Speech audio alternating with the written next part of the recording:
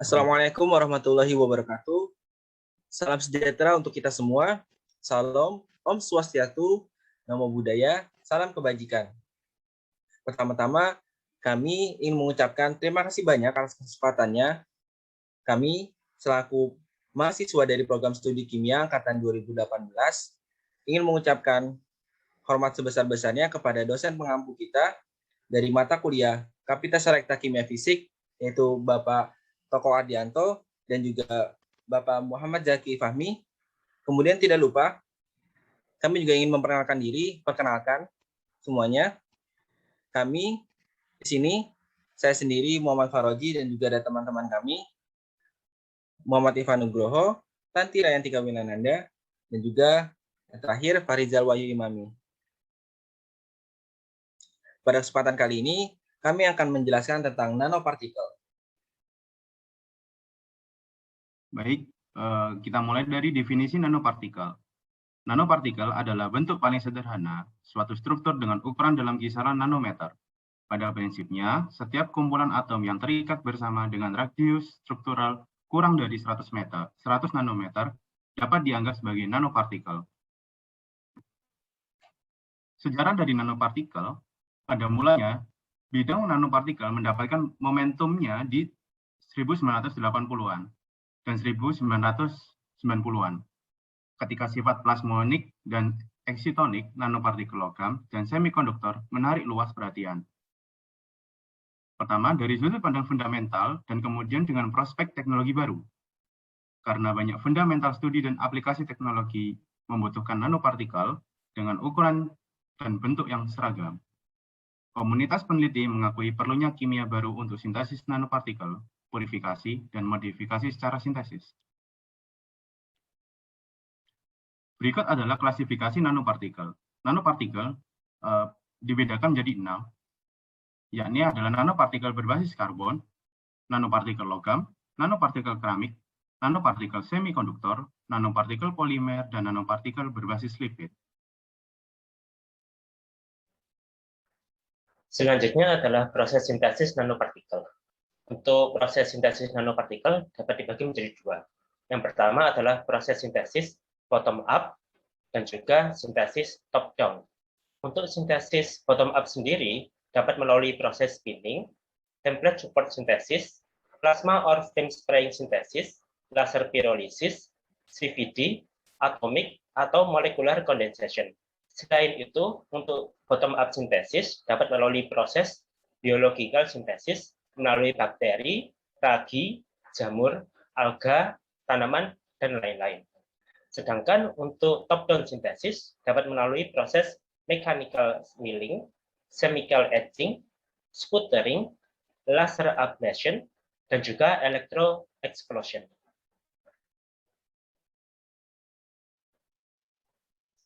Untuk sintesis top-down sendiri dapat diketahui menggunakan pendekatan destruktif, di mana molekul yang lebih besar akan didekomposisi menjadi unit yang lebih kecil, yang kemudian akan diubah menjadi nanopartikel yang sesuai.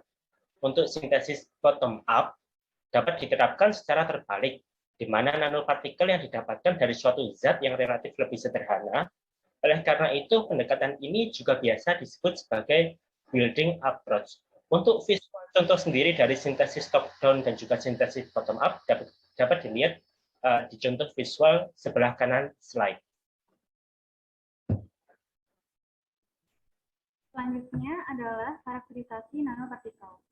Karakterisasi nanopartikel dapat dibedakan menjadi beberapa karakterisasi. Antara lain adalah karakterisasi secara morfologi, di mana pada karakterisasi ini ada beberapa metode yang dapat dilakukan. Dan dalam karakterisasi secara morfologi ini, metode yang sangat sering digunakan adalah POM atau Polaris Optical Microscopy, SEM, dan juga TEM. Secara umum, karakterisasi ini adalah untuk mengetahui informasi permukaan dan struktur secara morfologi nanopartikel dalam skala nano. Selanjutnya adalah karakterisasi secara struktural. Karakterisasi ini sangatlah penting untuk mempelajari komposisi dan sifat ikatan bahan.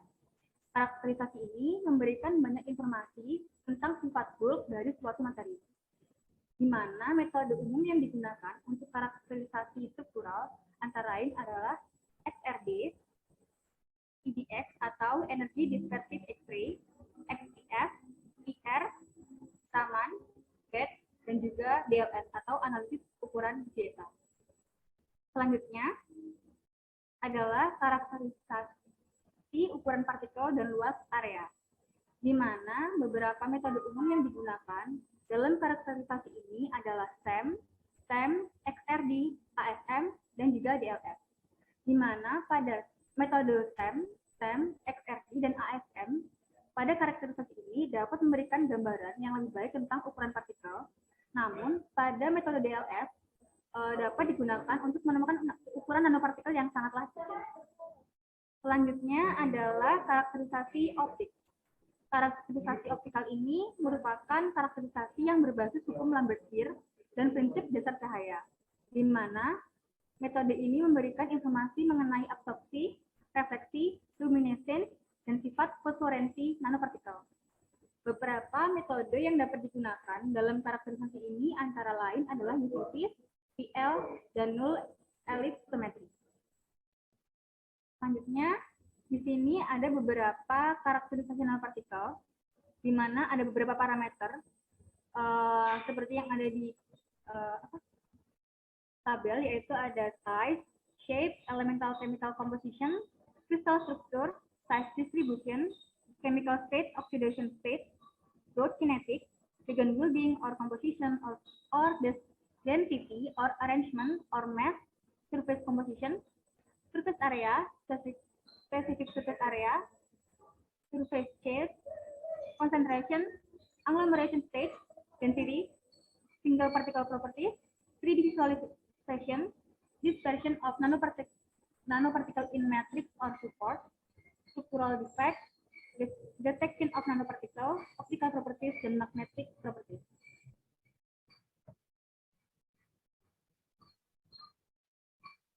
Dalam penerapannya nanopartikel itu bermacam-macam sekali. Nah, di sini kami mencoba untuk merangkum dari beberapa sisi dari pemanfaatan atau penerapan dari nanopartikel, yang dimana salah satunya ada dalam bidang kesehatan, yang dimana seperti yang kita ketahui terdapat nanopartikel emas, yang dimana secara efisien dapat mengubah cahaya yang kuat menjadi panas lokal.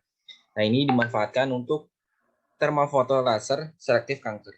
Dan kemudian ada juga pada material dan manufaktur. Sebenarnya contohnya sangat banyak. Di sini kami coba mengambil dari pemanfaatan mikroelektronika dan pada bidang dirgantara dan industri farmasi. Kemudian pada energi harvesting atau pemanenan energi, di sini ada juga berupa nanogenerator yang dimana dapat mengubah energi mekanik menjadi listrik menggunakan piezoelektrik. Kemudian pada bidang lingkungan, di sini kami coba mengambil 3 contoh, yaitu ada produk ramah lingkungan dan chemistry, yang dimana untuk pencegahan polusi juga. Kemudian ada remediasi, yang dimana seperti yang kita ketahui, ini berguna sebagai pemulihan kembali dari suatu yang terkontaminasi menjadi kembali semula, menjadi lebih baik. Kemudian sensor untuk tahapan lingkungan. Dan selanjutnya sebenarnya ada juga pada bidang elektronik, teknologi, dan sebagainya, cukup luas pada penerapan nanopartikel. Kemudian selanjutnya di sini salah satu dari contoh energi harvesting pada slide selanjutnya di sini.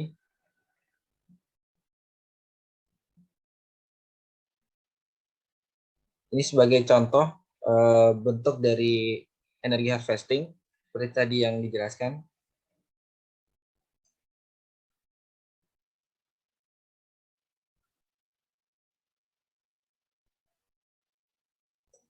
Selanjutnya ada kajian berupa dibalik dari dampak positif atau pemanfaatan yang begitu luas dari nanopartikel, ternyata terdapat dari sisi negatifnya, yaitu ada sifat toksisitas yang perlu juga kita perhatikan apabila kita mensintesis dari nanopartikel itu sendiri. Nah, di sini salah satunya yang kami ambil contohnya dari dampak lingkungan, sistem pernafasan, dan jaringan pada organisme. Yang dimana pada lingkungan, di sini contohnya kami ambil dari penggunaan nanopartikel perak, yang dimana di sini produknya itu dapat mencemari lingkungan akuatik apabila di situ dibuang sembarangan, yang dimana juga nanti dapat mencemari organisme pada air di ekosistem air tersebut. Kemudian pada sistem pernafasan di sini apabila nanti nanopartikel itu terhirup, nah itu juga perlu diperhatikan. Kira-kira apakah nanti ada dampak positif, ada pengaruh atau ada efek toksiknya, nah itu juga perlu diperhatikan. Karena tidak semua nanopartikel juga baik untuk langsung diterima di dalam tubuh. Kemudian pada jaringan secara umum pada jaringan di organisme, yaitu di sini menggambarkan bahwasannya nanopartikel itu dapat masuk, seperti tadi yang sudah saya jelaskan. Kemudian selanjutnya, sini sebagai penutup dari presentasi kami. Dari kajian yang telah kita bahas, dari definisi, sintesis, karakterisasi, ataupun juga aplikasi dari nanopartikel, dapat disimpulkan nanopartikel memiliki banyak sekali manfaat. Namun, di balik kemutakhirannya juga terdapat dampak buruk. Perlu diperhatikan dari berbagai aspek dalam pemanfaatan nanopartikel, termasuk pada aspek pengolahan limbah nanopartikel itu sendiri.